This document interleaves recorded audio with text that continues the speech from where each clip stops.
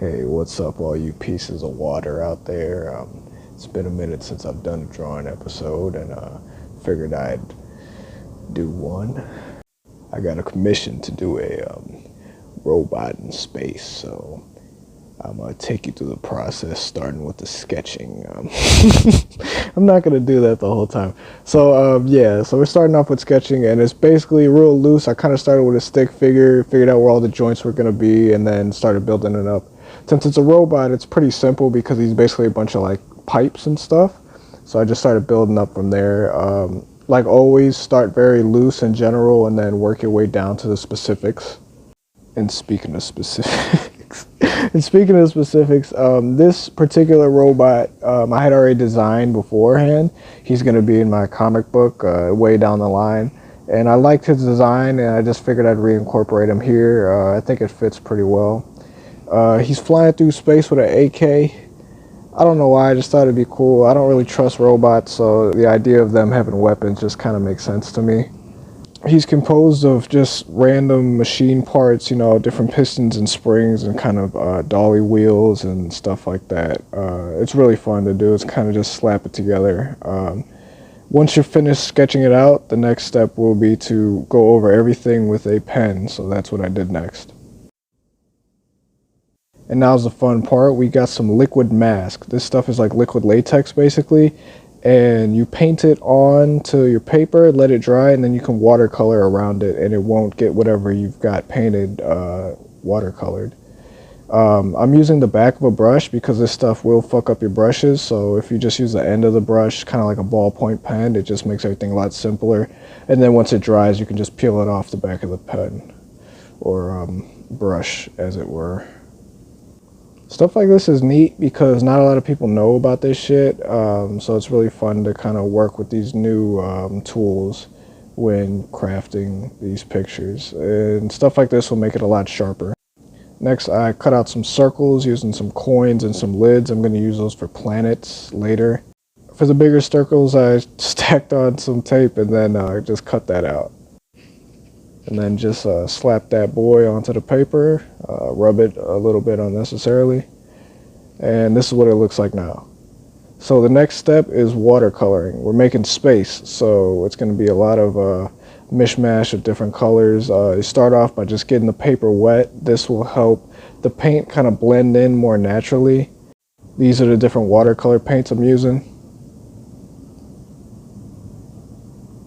Alright, and so now it's just laying down patches of solid color. We're going to kind of overlap them later, but right now just trying to get down solid, you know, swatches of space. So we got some blues here, some greens there. We're going to put some reds. Speaking of red, I just watched a movie where everybody dies in it. It's called Don't Look Up.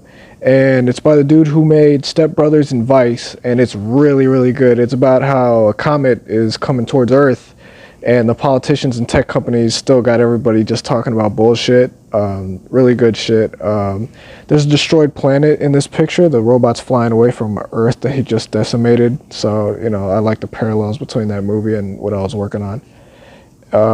Speaking about, you know, content I've consumed, I've also been binging Samurai Jack. I've watched it a couple times over. It's fucking great. Genndy Tartakovsky is fucking G. And my bro just gave me a book by Frank Miller called Ronin, which is literally the original Samurai Jack. It's about a samurai who gets displaced in time, and he's fighting a shape-shifting demon. So basically, you're just gonna want to layer up all the colors, start to stack them on top of each other, make sure they're nice and watery so everything kind of blends in naturally.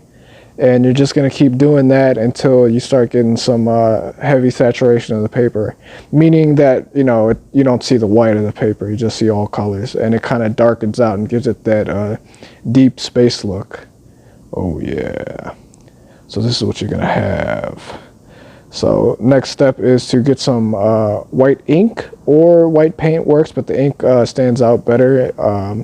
Put it onto a toothbrush or a hairy brush like this and just flick away, and that'll give the effect of millions of stars out in the distance. Now for the main event, time to peel that muffin cap back blue. So make sure that the paper is fully dry when you do this, because if not, you're going to peel up a layer of paper and you're going to completely fuck whatever you're doing.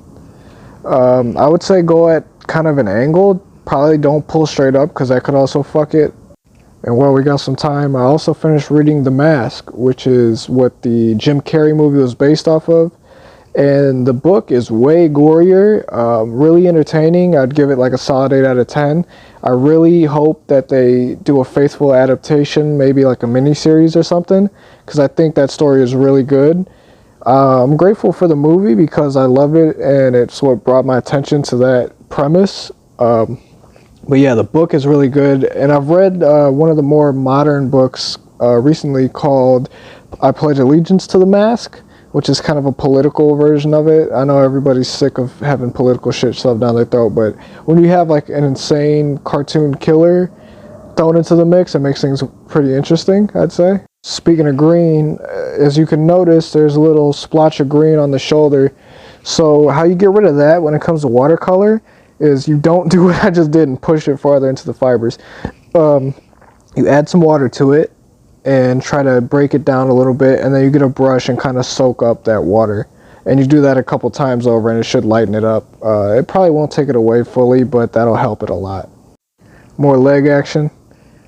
You know, it's kind of akin to peeling the skin off a dog, you know, for if anybody, you know, is a hungry boy and you're trying to have some supper, peel some skin off that dog. And you see those gaps where there's a bit of overlap with the mask? You just fill that in with whatever color is appropriate, you know, use a marker pen or something like that. So that's what I ended up doing. And then I just colored in the picture, you know, whichever way you want it. That's the way you need it. Yeah, so this is the final result. I think it looks pretty good. Good night.